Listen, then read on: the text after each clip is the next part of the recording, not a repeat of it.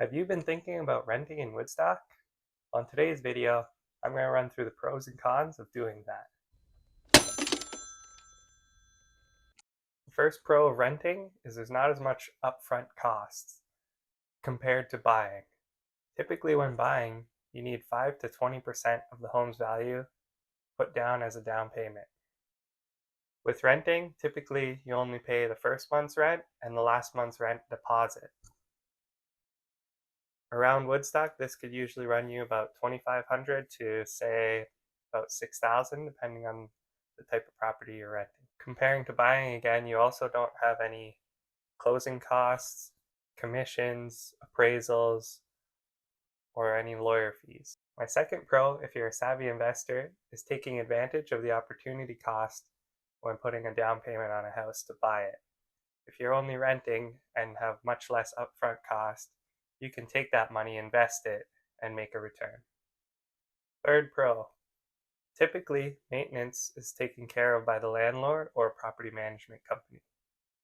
This means when your furnace goes down, AC, any issues with the property itself, it's a phone call to the property manager or landlord, and they'll take care of those costs, typically. Another pro for renting is you usually don't have as many bills to pay as when you own the house in terms of monthly bills, especially if you can get an all-inclusive lease. In that case, you're paying one payment a month rather than 3 or 4 different utility bills and the mortgage and taxes and everything else. Mentioning all these bills right now, buying a home is typically more expensive in monthly costs than renting right now. I'll show this with a quick example on screen. Let's check it out. Buying cost calculator here. If you want to see a full breakdown of this calculator and how I use it, check out the cost of living video I made previously. But for now, we're going to grab the median priced house in Woodstock, currently May 2024 is $695. We'll use that as our purchase price, and you can see here the upfront cost is about $63,750, and we won't touch on other costs like moving, but let's just take a look at the monthly costs here. So there's your mortgage payment, taxes, insurance, utilities.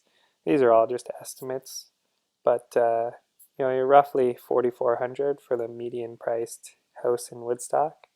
Of course, if we're going to be comparing this to a rental, we got to take that principal payment out because principal is equity in the house.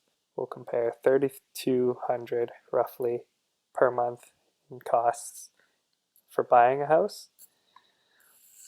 So what I've done on this sheet is grabbed all of the currently available on the MLS rentals and grab the median of those values. I'm assuming the same for insurance. You're probably going to want rental insurance, and then same utilities assumed.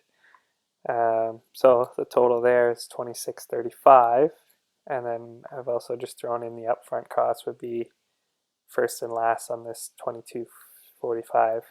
So about $4,500 for upfront cost and $2,600 monthly cost to rent a house versus $63,000 upfront for buying and $3,200 monthly.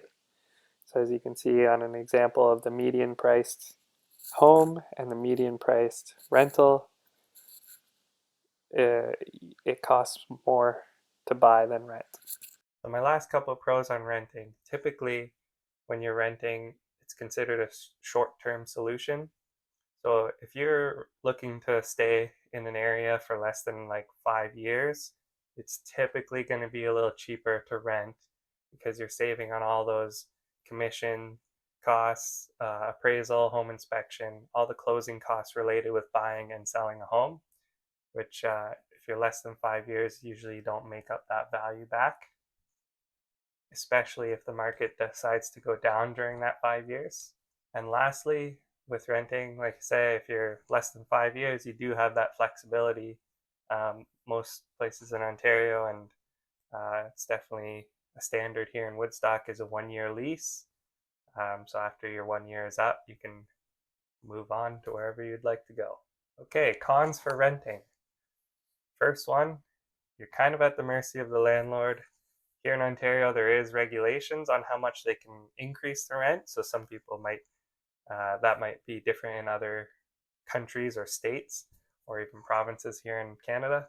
But in Ontario here, we have guidelines for how much a landlord can increase the rent per year.